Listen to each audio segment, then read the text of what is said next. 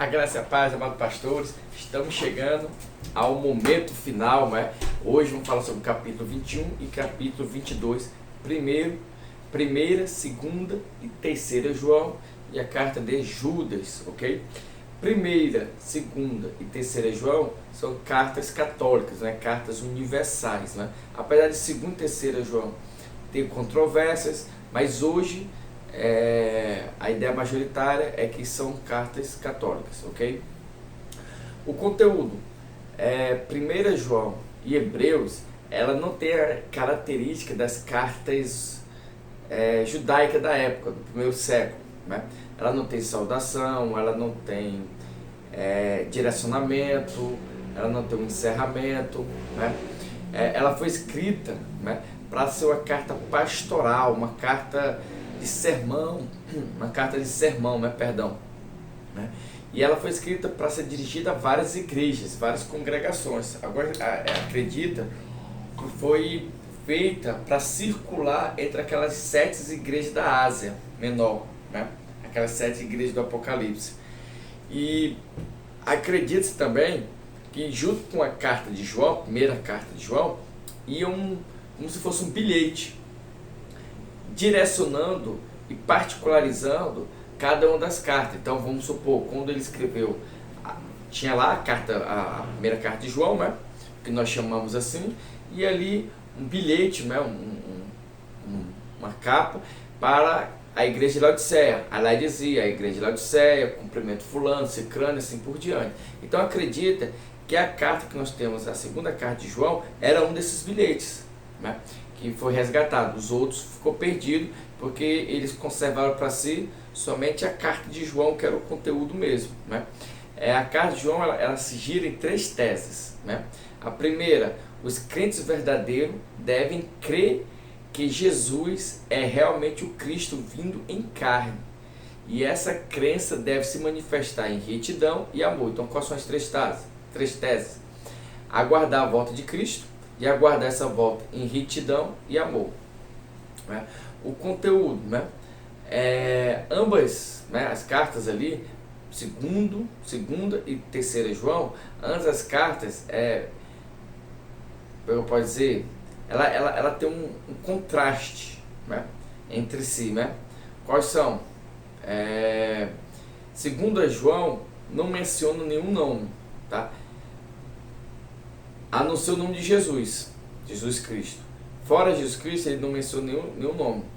Já a terceira João, ela é dirigida a Gaio e trata-se das atividades de Diótrefes, né? Então é aquilo que eu disse, João, a primeira carta de João é a carta mesmo, e a segunda, a terceira é como se fosse bilhete, né? Fosse um anexo ali que ia na frente, particularizando aquela carta geral, aquela carta católica, né? O autor, alguns acreditam que era o presbítero de João, mas o que nós cremos mesmo é que era João, filho de Zebedeu, o apóstolo de Jesus, aquele apóstolo amado, né? Deixa eu ver mais. Local, provavelmente foi em Éfeso, tá? Data possível, possivelmente foi datada ali da década de 90 depois de Cristo, né? Destinatários, 1 João não menciona nenhum destinatário e não preserva nenhuma saudação específica, nenhum agradecimento formal, como as outras cartas do século I, né? 2 João é dirigida à senhora eleita e aos seus filhos, né?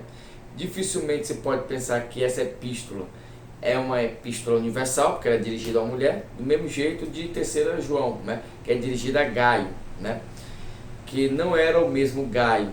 Nós não podíamos confundir com o Gaio de Corinto, e muito menos aquele Gaio lá da Macedônia, ali, que narra ali em Atos, ou aquele Gaio de Derbe, tá? Aqui é outro, é um quarto totalmente distinto, né?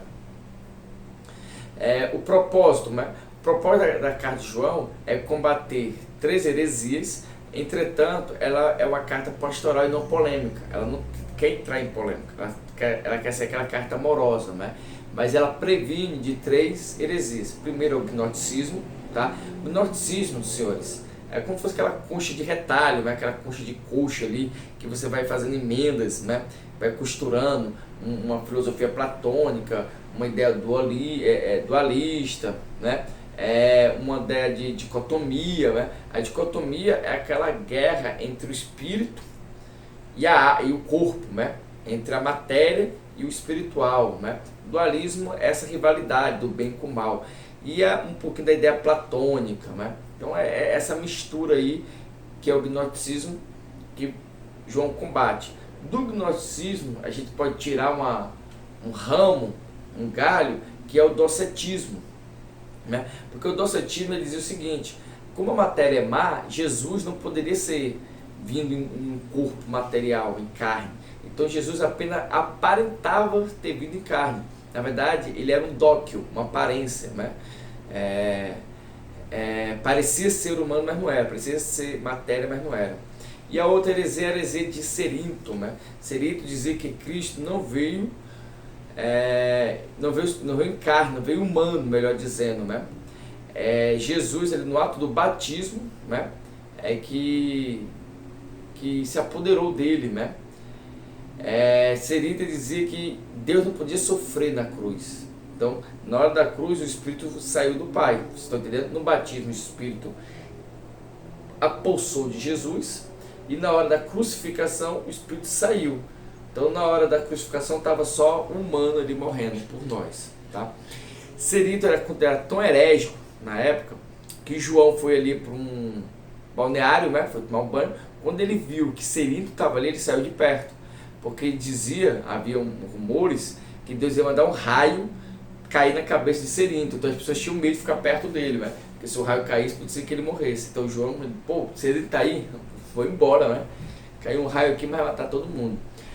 Então ele é considerado muito herégico, né?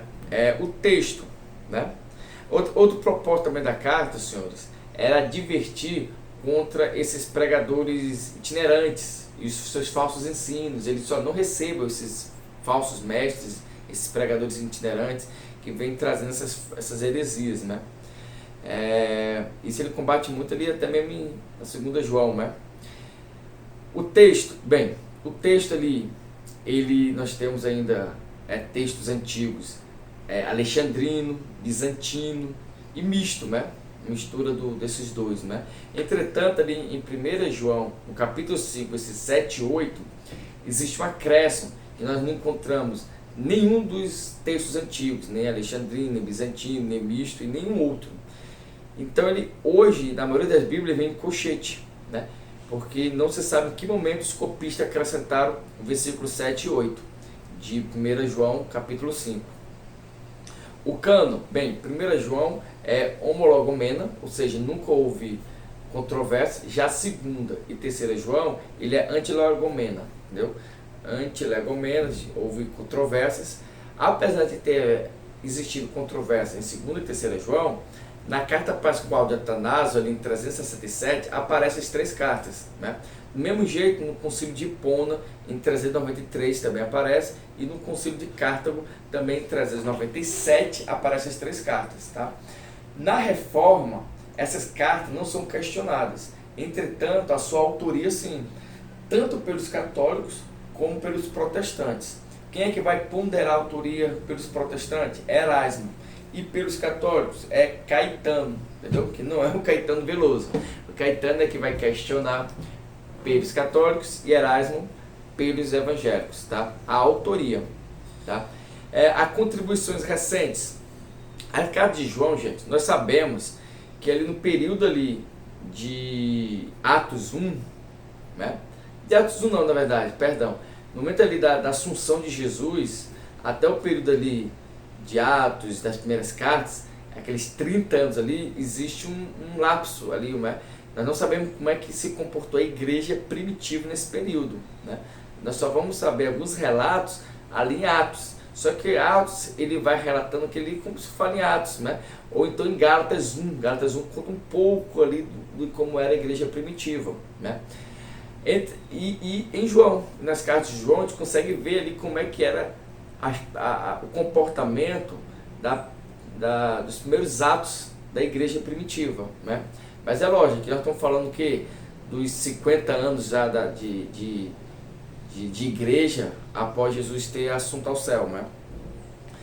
E aí é onde dá a contribuição das cartas de João, isso, a gente entender como é que era o comportamento da igreja primitiva. Agora o capítulo 22, que é a carta de Judas. Ela é uma carta católica também, tá? Uma carta católica. Ela cita 2 livros apócrifos, isso é importante. Quais são os livros apócrifos? Assunção de Moisés e Apocalipse de Enoque. Tá? Apesar dele citar esses 2 livros, não torna esses 2 livros livros canônicos, mas por muito tempo eu ouvi essa polêmica. Pô, se um livro canônico, tá, escrito por Judas, irmão de Jesus, cita 2 livros, por que eu não posso usar esses 2 livros como canônicos? Né? Entretanto, os pais da igreja entenderam que esses 2 livros não poderiam ser canônicos. Tá? Autor é Judas, irmão de Jesus. O local de origem, o escritor não entra em pormenores e nem na data. Mas ele fala assim, Guthrie, ele diz que a data mais provável foi entre 65 e 80. Né? Mas o autor não fala. Destinatário, não sabemos para quem essa carta foi escrita. O texto, tem uma parte do texto que até hoje é de difícil interpretação, tá? Que é Judas 5, versículo 22 e 23. Esse versículo, nos originais, estava muito difícil de ser entendido. Tá? No cano, ele foi excluído do cano siríaco, também, mas o cano siríaco, meus senhores, todas as cartas católicas e Apocalipse também foi excluído, né? Então é fácil você ter essa noção. Estudos recentes. Judas é um livro que aparece muito pouco nos debates contemporâneos, muito pouco. Aí ele usa uma nomenclatura interessante, que é bom anotar. O escritor ele fala que ele é o livro mais negligenciado do Novo Testamento. Então pode vir uma pergunta, né? Qual é o livro mais negligenciado no Novo Testamento? Seria o livro de Judas, né? É isso aí. E aí, para a nossa parte final, né? Os estudos recentes. Bem, Judas é um livro que aparece muito pouco, né? Como eu falei, ele é um livro negligenciado, né? Mas ele tem 3 aspectos. As cartas, quando eram escritas, ela continha esses 3 aspectos, ou um deles, pelo menos. Qual era? Tratar da diminuição da esperança da parúzia, né? Da volta de Cristo, ou o interesse pela igreja como instituição, ou o emprego de credo para resumir a fé. E nenhum desses 3 tópicos aparece na carta de Judas, né? Então, esses aí são os pontos mais importantes. E aí, na próxima aula, vamos falar sobre Apocalipse, e na próxima, o último capítulo, vamos falar sobre o cano do Novo Testamento. Então, até o nosso próximo encontro e fé na missão.